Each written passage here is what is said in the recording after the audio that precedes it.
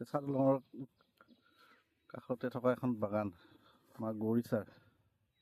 গোটেই বাগানৰ মাজত মেহগনি গছ শিৱ শক্তি কোম্পানীৰ পৰা লৈছে। এইবিলাক মেহগনি গছ। এজন ডক্তৰ আৰু এজন খেতিয়ক চাহ খেতিৰ মাজে মাজে মেহগনি, চেগুন,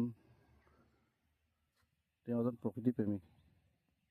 মানুহ জীয়াই থাকিবলৈ গছ লাগিবই, আৰু গছে মানুহক জীয়াই থকাৰ লগতে চৰাই চিৰিকটিকো জীয়াই ৰাখিব।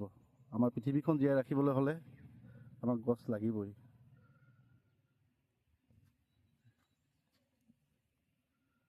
আহক সকলোৱে উন্নত মানৰ খেতি কৰক, গছ গছনি লৈ পৃথিৱীখন আমাৰ সেউজীয়া পৰিৱেশ এটা নতুনকৈ আকৌ সৃষ্টি কৰোঁ ব'লক।